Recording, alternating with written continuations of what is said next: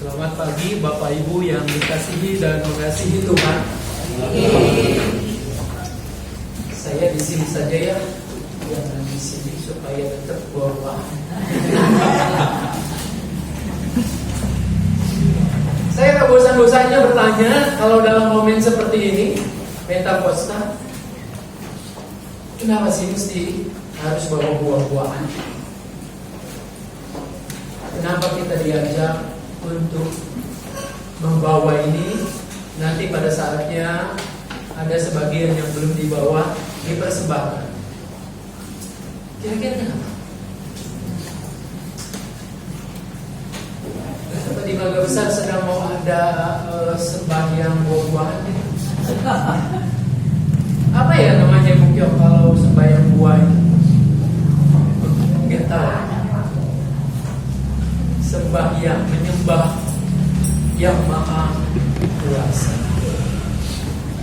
Sedikit saya mau mengingatkan kembali, kenapa ornamen ini ada banyak buah.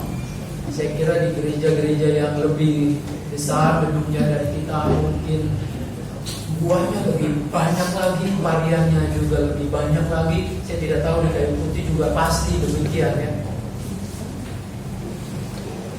Hari ini kita merayakan Pentakosta. Ingat, bukan pantai ya. Pantai coba kita jadi bermain. Penta dari kata 50. Hari ke 50. Dari mana ngitungnya hari 50? Umat Yahudi punya kebiasaan sejak setelah Paskah itu 50 hari itu mereka merayakan ucapan syukur. Bapak Ibu, agama itu punya konteks, keyakinan itu punya konteksnya. Saat itu seperti apa? Waktu umat Yahudi mengembara di padang gurun, gak ada persembahan-persembahan kayak begini. Memberikan buah-buahan itu, hasil panen itu tidak ada. Apa yang mau dipanen? Kapan sempat menanamnya? Dari Mesir menuju tanah perjanjian. Mereka harus jalan terus. Nanam sekarang, pas panen sudah sampai di mana? Ini gak bakalan ke bawah. Persembahannya bukan dalam bentuk itu. Tetapi ketika Israel sudah menetap di tanah perjanjian itu, perilaku kehidupan mereka berubah. Dari yang nomaden, jalan terus. Sekarang hidup menetap, mereka menggantungkan kehidupan mereka dengan pertanian. Lalu mereka meyakini bahwa ketika mereka bisa menanam, ada ladang yang tersedia, kebun yang tersedia untuk mereka bercocok tanam itu, lalu merawatnya dengan baik. Tubuh mereka sehat.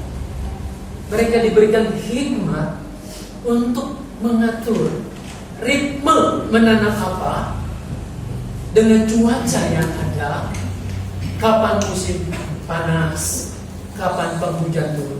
Kan ini perlu disesuaikan. Lalu ujungnya mereka bisa memetik hasil panen. Ini semata-mata karena kebaikan Tuhan. Tuhan yang begitu baik kepada mereka. Betul, mereka harus menanggapinya. Menanggapi kebaikan Tuhan bukan dengan berpangku tangan, diam, lalu berkat Tuhan rezeki langsung datang dari langit. Kan gak begitu. Tapi umat itu mengolah daya pikiran hikmat, mengolah mengelola diri sendiri. Kapan harus beristirahat, kapan harus bekerja, menggarap itu. Sehingga perpaduan ini menimbulkan suatu hasil yang luar biasa, panen yang melimpah. Rasa syukur itulah yang dibawa oleh umat Tuhan yang terbaik untuk dipersembahkan. Ini semua nih mau mengingatkan kita momentumnya. Pentakosta itu seperti itu. Pentakosta bukan milik perjanjian baru saja, tetapi sudah ada akarnya dalam perjanjian lama. Nah, saat umat Tuhan yang sudah terserak, ya, ini karena Babel. Dulu Babel berkuasa menindas umat itu dibuang. Yang pinter-pinter, yang punya keahlian tertentu dibawa diangkut ke Babel. Yang lain juga tentunya ketakutan. Dan yang tertinggal di tanah Kanaan perjanjian itu, mereka adalah orang-orang yang memang tidak berdaya secara kemampuan intelektual dan juga talenta-talenta yang lain. Mereka terpaksa tinggal di sana. Sudah menyebar kemana-mana. Tapi ada sebuah keyakinan bahwa umat itu harus bersyukur. Maka setiap perayaan ungkapan syukur, mereka itu akan datang kembali ke Yerusalem, ke rumah Tuhan, untuk memberikan persembahan yang terbaik. Pentakosta. Nah, itulah sebabnya kita bisa tadi memahami, mengerti kenapa ada orang-orang yang disebutkan banyak sekali itu, dari Arab, dari mana, datang ke tempat itu. Oleh karena mereka tadinya memang terserak, tinggal di luar negeri sana, lalu Pentakosta memanggil mereka untuk kembali bersyukur atas karunia kebaikan Tuhan ini. Mereka yang sudah tinggal jauh dari tanah perjanjian ini, dari tanah Kanaan ini, sudah tidak lagi memakai bahasa ibu Ibrani. Akibatnya mereka tidak paham, tidak mengerti betul percakapan-percakapan kalau pakai bahasa Ibrani. Kan sama ya Bapak Ibu, 95% jemaat ini akunya orang Tiongkok. Tapi ketika ditanya, "Ni hao ma?" Jawabannya apa? Bapak. Ketika ditanya, "Ni itu minggu ma?" Oh, belum tahu gitu. Kita tidak tahu lagi bahasa itu. Tapi dalam darah diri kita merasa ada ikatan tuh, ikatan batin itu. Nah, gereja kita, ketika kita juga menamakan diri Gereja Kristen Indonesia, bercampur dengan banyak orang-orang yang ada di sekitar kita ini. Jadi kita tidak tahu lagi bahasa Mandarin, kecuali saya lihat Pak Yensu pasti itu mengerti ya. Sedikit sekali yang mengerti, oleh karena kalau kita ke sana maka bahasanya susah. Nah, janji Tuhan ini tepat di sini. Ketika mereka dari berbagai macam pelosok itu datang ke Yerusalem dengan bahasa yang sulit lagi untuk mereka mengerti, Roh Kudus turun ke atas murid-murid, memenuhi janji Tuhan Yesus ini. Lalu mereka bisa berkata-kata dalam bahasa mereka, dalam bahasa dialek orang-orang yang datang itu. Sehingga orang yang diajak bicaranya mengerti. Nah, ini Sedo Galia. bukan glossolalia bahasa Dayak, Seto. Bahasa daerahnya mereka tahu dan mengerti. Siapa yang menggerakkan itu? Yang menggerakkan itu adalah kuasa Roh Kudus yang turun. Roh Kudus turun pada para murid. Lalu buahnya mereka berbicara, berkata-kata dalam bahasa yang bisa dipahami, dimengerti. Dalam batas tertentu saya memahami, inilah bahasa roh. Roh yang berkuasa di dalam setiap murid sehingga mampu bicara dalam bahasa mereka dan mengertinya.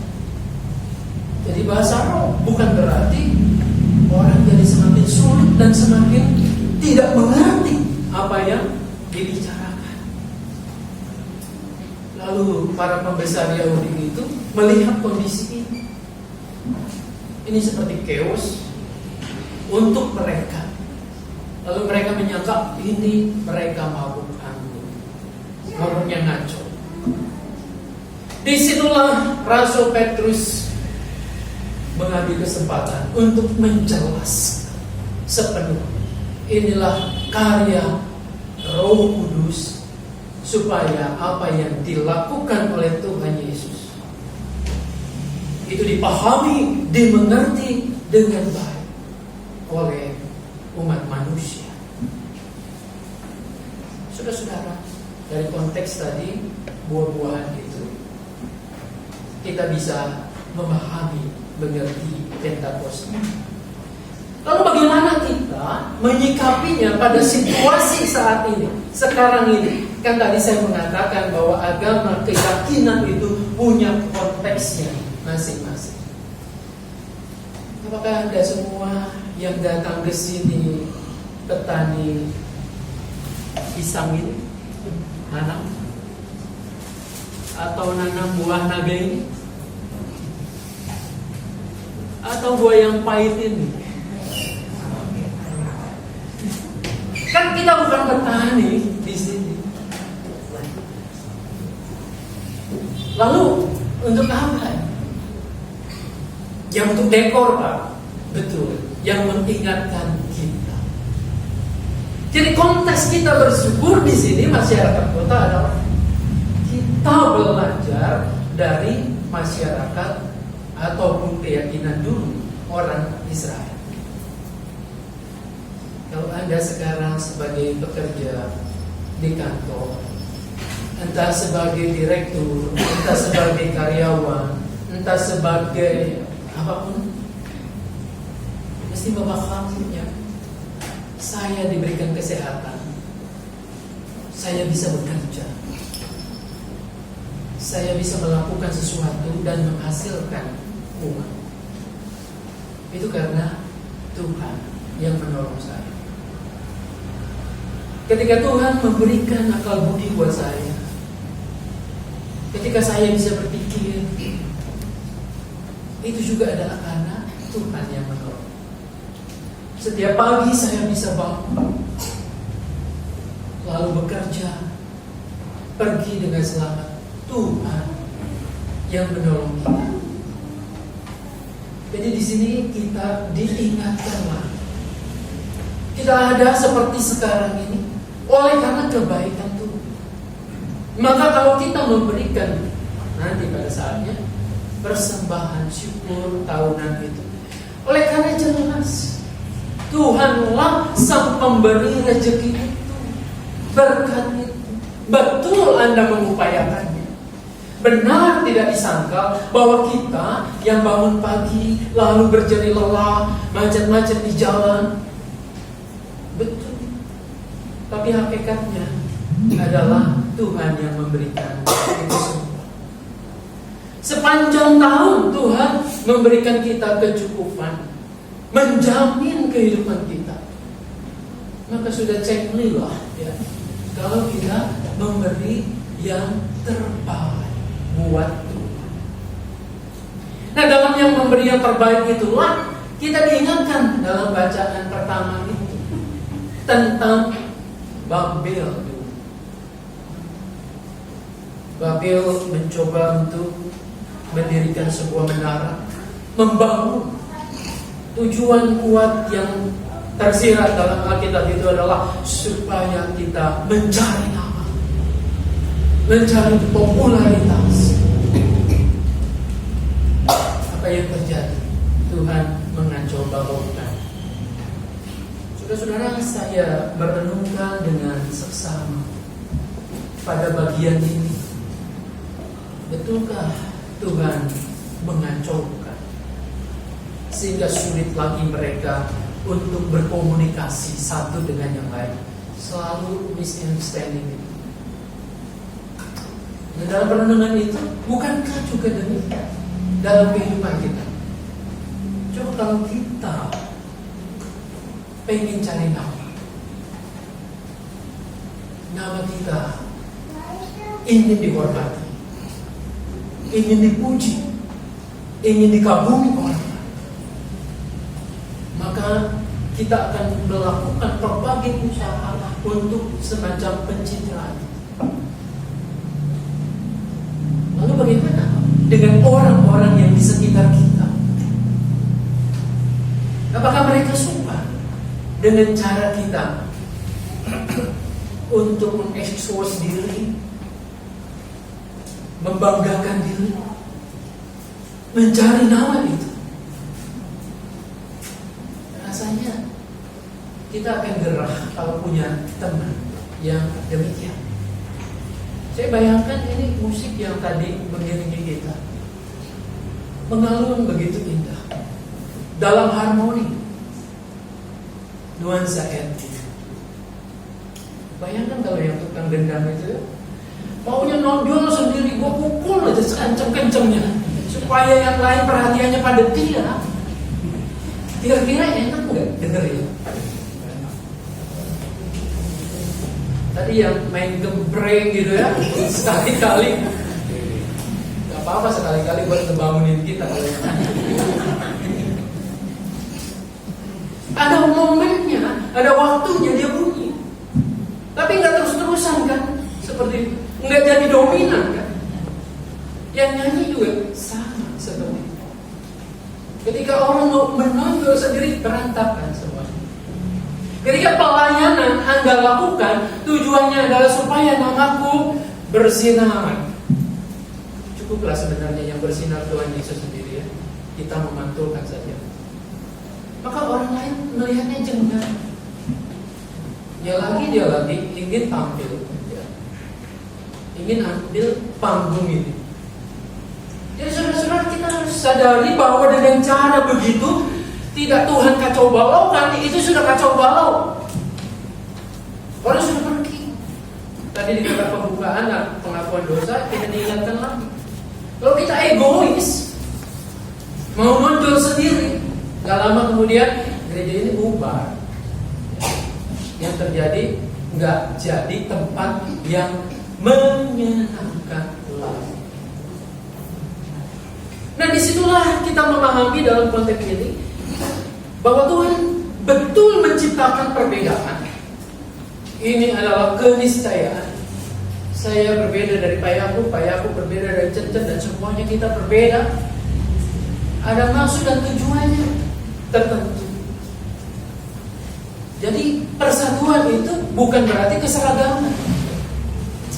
Kalau buah-buah yang ada di sini, kalau namanya persatuan, coba kita bayangkan, ini semua buah sama. Kita nggak ada alternatif. Rasanya juga beda. Ini sama ini beda kan? Sama nanas juga beda. Kandungan nutrisinya beda juga. Di sini kayak kolak katanya. Lalu ini banyak antioksidannya. Ini banyak kaliumnya. Jadi supaya jangan cepat pikun, banyaklah makan pisang. Andai kata nih ya, pisang mengatakan, buah ini paling hebat nih. Kenapa? Karena mencegah manusia itu pikun. Jadi semua buah ukurannya ini. Pisang, kaliumnya paling tinggi. Begitu. Nah, gimana jadinya buah yang lain? bisa ngomong, mungkin mereka tersinggung juga. Ada spesifik masing-masing buah dan masing-masing kebutuhan manusia terpenuhi oleh itu. Ini dari contoh buah saja. Demikian pula dengan kita. Persatuan bukan seragam, jadi sama semua. Tapi masing-masing kita diingatkan lagi, punya talenta, punya kapasitas, punya kemampuan yang berbeda-beda. Dan disitulah kita terpanggil untuk disatukan melayani Tuhan sebagai sebuah gereja. Peristiwa Pentakosta kembali datang ke orang-orang mengenal kasih Tuhan. Lalu mereka apa, berkumpul terus di Yerusalem? Kan tidak. Sesudah itu mereka pulang kembali ke tempatnya, daerahnya masing-masing. Disitulah mereka hidup sesuai dengan firman Tuhan. Disitulah mulai gereja terus tersebar ke seluruh dunia ini. Nah, Anda dan saya punya kapasitas, punya talenta, punya latar belakang, pendidikan dan lain sebagainya itu berbeda. Maka disinilah Tuhan menyatukan kita untuk menjadi saksi. Ibarat pujian tadi, ibarat musik yang mengalun dengan enak, dengan merdu hati. Masing-masing beda, ada waktunya, ada timingnya. Kapan dia main, kapan berhenti, kapan dia keras, kapan dia pelan. Disitulah satu kesatuannya apa? Pujian itu, nyanyian itu yang mengalun untuk keagungan Tuhan. Kita juga sama di sini. Ada talenta dekor yang mungkin sesekali mendekornya kalau perayaan gerejawi. Ada yang setia untuk main musik, untuk pro kantor harus berlatih. Itu semua ada timing, ada waktunya, saling mengisi. Marilah umat Tuhan, hari ini kita bersyukur oleh karena kebaikan Tuhan, oleh karena kasih setia Tuhan. Landaskanlah pengucapan syukur Anda bukan karena terpaksa, ini karena kebaikan Tuhan. Lalu di dalam kebaikan Tuhan kita melihat perbedaan yang ada adalah untuk memuliakan Tuhan, disatukan untuk menjadi anak-anak Tuhan yang bersaksi di seluruh dunia ini. Tuhan Yesus menolong, memberkati kita. Amin.